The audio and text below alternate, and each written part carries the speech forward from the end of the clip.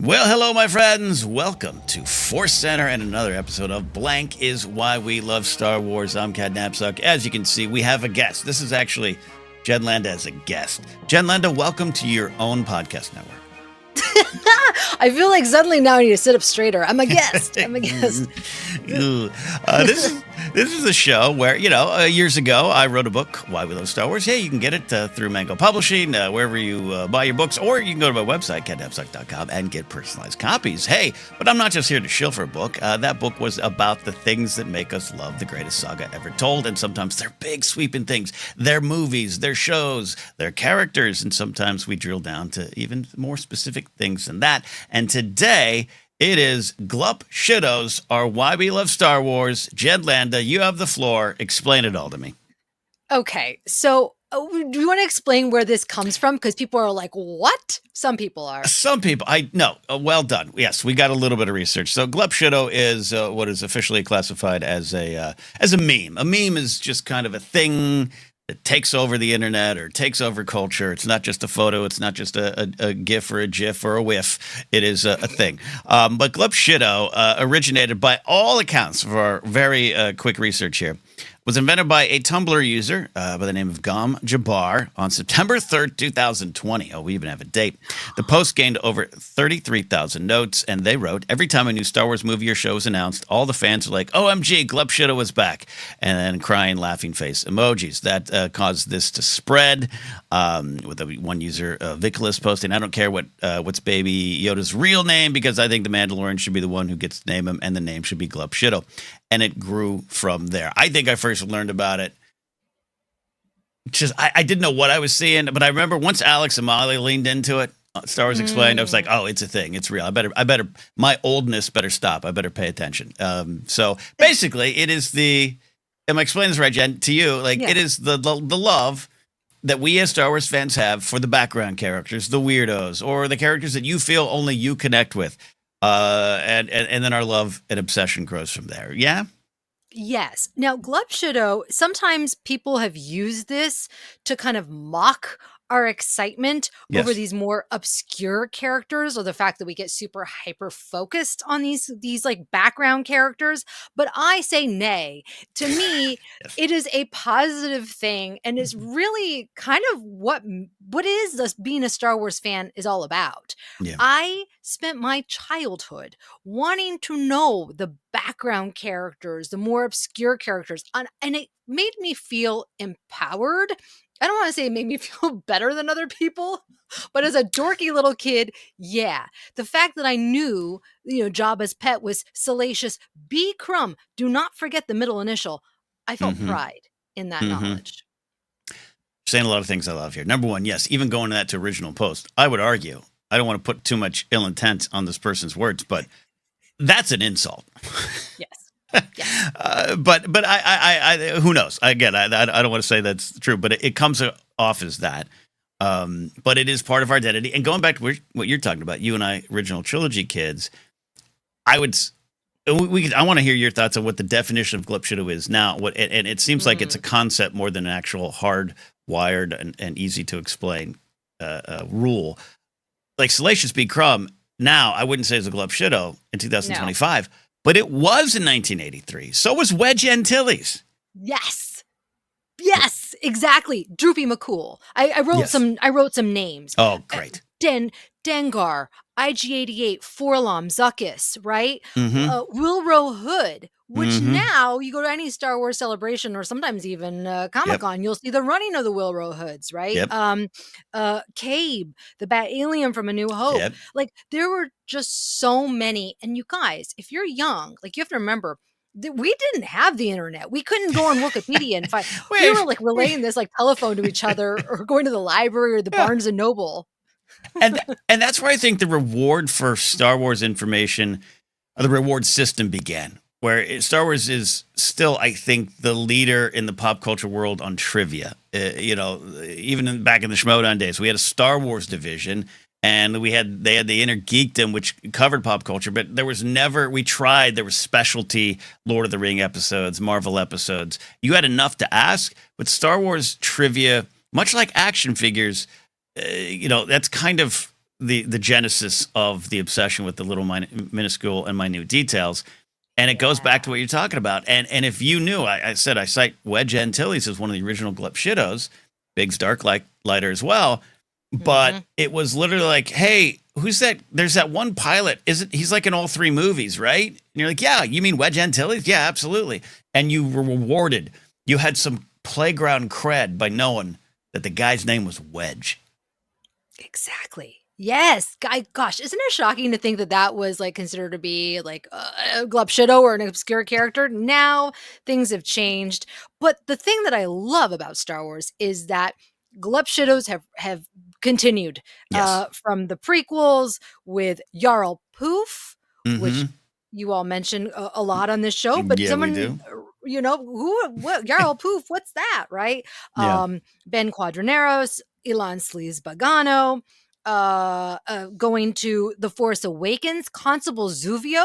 Remember, why was there so much hype around that character? I don't know. It was because Constable Zuvio had a figure, a Black Series figure before the movie came out, and then he's in a freeze frame in the back, and then Constable Zuvio. You're absolutely right, Glup Shitto, but also a meme unto himself. Our friend Brian Ward did some early art on Constable Zuvio. It was a lot of fun. We had that databank brawl. We have the animated version that Brian did. It's on our channel. Check it out. So you're absolutely right. And then I think Solo has one of the greatest ones ever in Thum Scissor Punch. Yes. And that, I remember, wasn't there a lot of marketing around him at the Denny's? Remember the Denny's tie-in that you went to? Oh, yeah. Oh, Denny's and Solo has it's a sordid history and painful point in my life because everyone took that as the height of, you don't like Star Wars, you just get paid for it. Joseph and I got to attend as ForceCenter. We got to go to El Cap for a Denny's event, which was a hilarious corporate speak. We are America's Diner, and we're so happy to partner with America's Star Wars. It was funny, but and then we got to eat all the food. But they unveiled the trading cards. That's it. And it was like Thum Scissor Punch. And I feel, I don't know how you feel. I think Lucasfilm is both smart and modern Star Wars creators. I like when they do it, but the concept of Glup Shittoing is so. They're so aware of it that there's a little bit of intentionality with some of the names and characters now, I think. I agree. And Thum Scissor Punch was where it did feel like, I don't know who named it, Pablo Hidalgo? Somebody? I don't know, but great. Was winking to the fans. I get you. I get it. I'm going to give you what you want. And they gave us what we wanted. And we all ran with that for a really long time, Thum Scissor Punch. What were you have a great list of original names, but what were your original Glup Shittos? Is it Sally B? Is it Droopy? Yeah. Yeah, exactly. Cy Snoodles, which, I mean, like, to me, it's laughable but you know what? Here's the thing. Sometimes we forget because we are in the Star Wars bubble, and I will throw around Cy Snoodles like everyone around me knows who she is. They're like, what? And then I have to go, remember that character? It's a little awkward. So yeah, I feel like, and maybe it was because of the time that we did not have the internet and we didn't know, or we would have to wait till the action figure came out with the name, or years later we would find out. It definitely, there was a lack of knowledge. And in the West End card games and everything in the late 80s, and it starts to explode, and I think that's where the reputation kind of grew of, it's Star Wars. Every character has a name. I also love that it nowadays it can even be dissected even further. I remember one time I got some, I don't even want to say heat, but some people were like kind of off camera, behind the scenes, mocking me a little bit of the schmodown when I would answer a question with, Zev Zeneska for Rogue 2, in Empire Strikes Back, or, instead of just saying Moff Jar Jarrod, I'd say Moff Tion Jar Jarrod, or Wilf Tarkin, or, Maximilian Veers. And some people, Star Wars fans, are coming up to me and be like, "Oh God, why do you have to rub in that you know those names?" It's like, why wouldn't you? They're their names now. We know them. So it's like, know them. Even Glup Shitto can be divided into that, where it's either Veers or Maximilian Veers. Which one's your favorite version? I mean, I would. I'm going to call somebody by their name, or at least how they want to be known. And so, yeah, I feel like it'd be insulting to our characters. I would never drop the B in Salacious B. Crumb, and I've heard No. people do it, and I don't want to be those actually person, but I sometimes am. I know. I think it's earned. I think it's absolutely earned. Did you? What are there names that you celebrate going back? Maybe the Size Needles. This is going back to original trilogy, and particularly Return of the Jedi. I mean, Yeah. I think you and I have the shared experience of like I think Jedi was my first in the theaters. Was it yours? Yes, it was. And so there's a special connection to all of those kind of characters. Yeah. When we find out their names, whether it was in the action figures, and again, for years, I get it. Walrus Man was blah blah blah, like said upon to Baba, but like during that time. Do you have moments where you're very proud about the names you knew or the characters you celebrated? Yeah, I mean, to me, that was my badge of honor, and I really did feel as a young dorky girl during that time. I felt like I had to prove myself, and Mm, so I'm not lying. I used to go to the bookstore, and there was a couple. They were not visual dictionaries. There was like a creature one from a long time ago, and mm, I would look at the books, and I would try to memorize all the species and the names, and they're not just it's not just an Ewok. It's Chief Chirpa or right. Nanta or low grade, right? It's like Mm, knowing all these things. And I did it like for self-defense, but I also mm, did it just because I loved it. And to me, it represents the level of care that Star Wars creators have for these mm, stories. It's mm, not just a random Ewok, he's a mm. chief. It's just so beautiful that all these characters that we love, no matter how Yeah, obscure, don't worry, it's a real thing, a real yeah. creature, a real person, right? Yeah, don't overlook any of the characters, as Joseph always says here in the channel. Like someone's got a Dengar tattoo. Like these characters mean a lot, and we glom onto them for some reasons. For me, is he a Glup Shitto now? No, but Moff Jar Jarrod, Tion, to you and I, he became one of my favorites because I loved one of his silly quotes in the Return of the Jedi novelization. Great men never hurry. Great men cause others to hurry, which I don't even believe in anymore. But like, it was just one of my. Oh, that sounded. I liked this, and I felt sorry for him. And I think that, and I don't know. I just like I love the obsession with those little characters, and it fuels your love even more. It's like you love Return of the Jedi, but even more, I love this particular character, and that's powerful. That's fun. And I love that you go to Wikipedia, look up Jarl Poof. Hmm. I did today, and it is long. It Yeah, is yeah. a long entry, and there's just something fun, especially as a kid when I had a lot more time, of just knowing all those obscure details and Mm, their life history and whatnot. And I will say, this is why The Mandalorian is so great. Is I mm, feel like The Mandalorian has done such a great job of bringing Glup Shittos into live action and not doing it in an ironic way and doing it a very like loving, we love these characters, mm, why not have this character, why not have Chris Anton appear, which mm. there it is kind of complicated because some of these characters have extensive, like Cobb Vanth, right, from Right. Aftermath. Is it really a Glup Shitto? Right. You're right, but maybe to the Maybe general not. Yeah. Well, public, yeah, to the you general know public. Yeah, right, absolutely. exactly. So yeah, but I love that about The Mandalorian. John Favreau gets it. He gets it. He gets the action figure love. Absolutely does. And here's the thing: this has been turned into a celebration. And again, I'm not putting a lot on that original poster of the original Tumblr post of that it was told completely mean spirited. But and I think it's also accurate. If it's a joke, it's accurate. There's truth in it.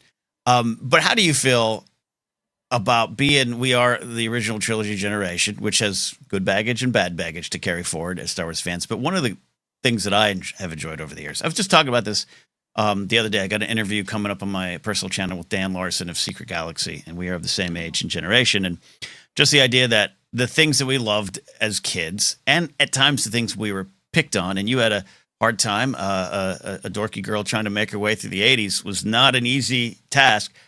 But the things that you had to use to defend yourself or to prove yourself are now, maybe not always, but now mostly celebrated. And it's this Mm. currency that a lot of us suddenly found we had, I don't know, around 2010 or 12 when we're launching YouTube channels and podcasts. And suddenly, oh, wait, do you know what that character's name is? Please, we need you. Did you have a Mhm. reaction or was that something you ever actually processed, saw, recognized?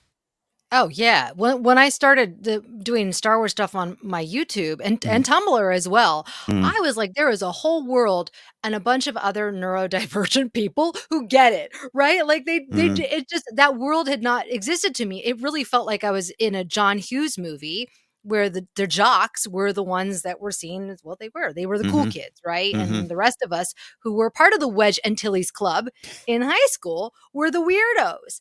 And so to have that now be celebrated or at least seen as like a positive, that's why I guess when I saw this Tumblr post, I know that they were, I think, kind of trying to joke, but I saw it as like, that's a good thing. Yeah. That we are so deep and we do want to learn so much more. It's like we're learners. We're wanting to learn as much as we can, no matter our age. What's bad about that? Yeah, and to if you love something, I always say this in Lord of the Rings. I love the Lord of the Rings movies. Like watch them every year. They have inspired me. They help me. They comfort me. And I don't know everything in those. Sometimes I struggle with even the most simplest of names. It's Boromir, right? Like I make a joke there, but like I have chosen to not get onto the granular level with those movies. I watch with my heart first. In Star Wars, I watch with my heart first. But there is like I used to deal with this with early Game of Thrones stuff where here I'm doing Game of Thrones podcast and everything, and people are like, I don't know, it's so confusing. I don't even know the characters' names. I'm like, well, then just watch the show. Like, just pay. It's not hard. They say their names. They say their names. And that's how I felt with Star Wars too. Of just like, maybe I was when this meme first started popping up, I was a little defensive of just like, quit making fun. Yeah, the name Thum Scissor punches, silly, but that's kind of part of the point. But this is part of why we love it. It truly is why we're talking about it today. Because it's a shared, unique experience to be like, I'm the only person that loves Moff Jar Jar. No, I'm not. There's millions. We love connecting with each other over the way. It drives the love forward. It's not hard to do. And I've enjoyed that it's continued, that it's part of the tradition with every show almost.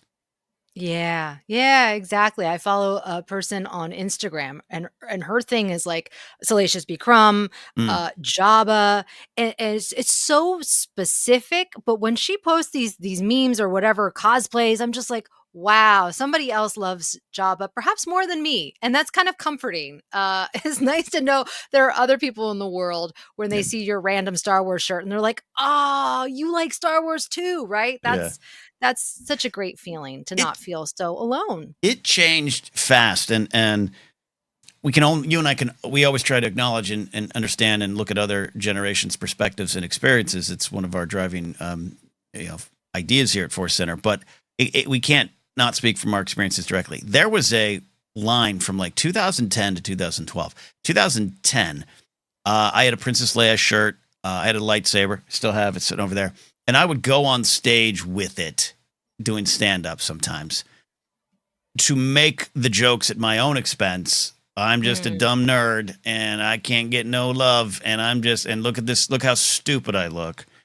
That was like 2010 range, maybe 05 to 10. We did a early version of what became Schmodown Trivia on stage in 2010 when Mark Ellis and I answered Star Wars trivia questions for a prize. And it was presented to the audience, and the audience took it as these silly nerds. Isn't it embarrassing for them that they know this stuff? That's 2010. 2012, suddenly it's like, hey, we need more Star Wars content. 2014, Jedi Alliance, Ma Garrett and I, hey, you two love Star Wars, we need you. And that was a fun feeling, but it's been quite that was a quick ride. That was a quick acceleration. I'm glad it happened. I don't know if you experienced anything that around that time, or if you saw that, or if it was palpable. Yeah, it felt like the nerds, they just exploded, and suddenly we were wanted, and our opinions of and knowledge of the Glup Shittos was appreciated, right? Yeah. That had not happened. I remember that happened with Green Day when I liked them before they became like super, mainstream. And it was a weird They feeling. sold out with Dookie. Dookie. Yeah. I mean, like what my friend used to get beat up by these football players because he used to wear his Green Day shirt, and then the next year those same football players were wearing Green Day shirts, and it was a little weird, right? Yeah. But I don't know. We've been around for a very long time, and I don't want to say that things have kind of changed a little bit, but we will still be here no matter the ebbs and flows within this fandom. Still loving these random weirdos. You're making me think of something here of one of the challenges too, and I think as you get older, this happens in a lot of arenas. You talk about the Green Day thing, but like when Star Wars exploded leading up to 2015, and me and Joseph experienced this. There's people with wonderful Star Wars podcasts out there who will come up to us and be like, "Oh, I used to listen to you when you were in school or when I was in college, and I started my own show because of you guys." And first of all, wonderful to hear. Absolutely love that. But I sometimes had struggled over the years. We're like, no, no, no, no. I'm the only guy that likes Y Wings. I said it. That's mine. That's my band. And now they're headlining a festival. No, I was the Y Wing guy. And you have to push past that and let that go, because then you can experience the full breadth of the community of Star Wars. Absolutely. I saw this person on TikTok and they were showing all their collectibles, and it just reminded me when I was doing that back in 2010, 2011, and they they had millions of views on their TikTok. And I was like, all right, I'm okay, because I know at some point that was really exciting for me during that time. It was exciting to be able to connect with a community that I had not really been able to be a part of for many, many years. And so, but now it's like, I'm good. I'm good. Just enjoying this sometimes on my own, or being able to chat with you guys here on ForceCenter. Yeah. I don't need to make a video about it. Like, I'm good. I've been through that. And there's comfort in knowing that. It's almost like we're reverse engineering it here. And at the end of the day, the Glup Shittos you love are the Glup Shittos you love. And you don't need to worry about how many others do or don't. Yeah. You like to see it, but now the Glup Shittos are yours. Yeah. And I know that, like you said, somebody else has a Dengar tattoo out there, and there's comfort in that.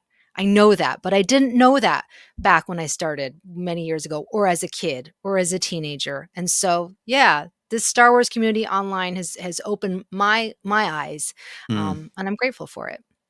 In the few minutes I have left here with you, Jen, because we don't want to linger too long over Glup Shittos. It doesn't seem right to talk super, super long about Glup Shittos, because they're often on screen for a second. We talk about Dengar. We talk about that. Salacious B. Crumb. We could easily do, and maybe we'll do an episode of Jabba, your love of Jabba. But are there any Glup Shittos along the way that you really see yourself in still, whether it was there, whether it was now, that you truly identify for reasons you can't explain? The people with the Dengar tattoos, maybe they can't even explain why that broken down, disheartened, slobby bounty hunter speaks to them. I don't know. You know, a new one is Claude, which, I mean, can you kind of consider him a Glup Shitto? Totally. Even though, right? Totally. He's just so random and awkward, and screaming in the background at times. And I'm like, that's how I would be if I was on, if Poe was flying and knocking around, I would be just falling over screaming too. Yeah. Which begs the questions. How do you think Claude actually fixes the Millennium Falcon? Did those tentacles move forward? Is it with his nose, eyes, face? Does he lean forward? Oh, maybe it is controlled with his eye movement. Yeah, that would make sense. You think his eyes? But you think how would that work? I don't know, because I think I don't love to explain the humor of it. I think it's just a great joke that, hey, Claude, or you fix that thing, and he's got no arms. He's just a standing slug thumb. I've always thought, I know he's got those tentacles around his head that can maybe lean forward. I think it's all with like his forehead that he does all the fixing. I think there's something, mouth, forehead, and this is what makes him a good Glup Shitto. I think it's the tentacles. I do think, because they're like, you can see them in the background, like they're very long. So maybe he can what would you say? Move it like that. Yeah. I don't know. This is why we love him. This is why we love him.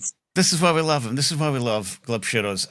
In closing here, I love that it has become a thing. I love that we have a name for it, whether its original intentions were pure of heart. I don't even care. I love that even we as a fandom have taken that too. Much like the nerds eventually took control of their own destiny and said, no, we will not be made fun of for knowing that is Wedge Antilles or Porkins or Garvin, Dave, Drace, Red Leader. Still my favorite. We're going to own that. It's not just a shield. It is who we are. And that's part of the power of being a Star Wars fan, right? That's right. We are taking our power back. And I love that Glup Shitto has become like a placeholder for a name until we get the name. I love that. Yeah, the new Glup Shitto has arrived. Yeah, the new, and the visual dictionaries keep it going. Just the fact that trading cards, but the figures have less to say in that now, unfortunately. But that was always kind of fun too, and that's why things like Prune Face and Hammerhead and Walrus Man, which are hilarious and insulting all at the same time. But and I remember too finding out that Prune Face. I love the name Ori Marco a lot better, but I remember finding out some of those names, even Ponda Baba, and being like, no, it's Walrus Man. That's end of the conversation. End of the conversation. Took me a long time. Yeah, exactly. See, kids, when you get to the position that we are, when Star Wars episodes 10, 11, and 12 come out, do not do what previous generations did to you and fight against the next generation's love of Star Wars. It grows one Glup Shitto at a time. Well said. There we go.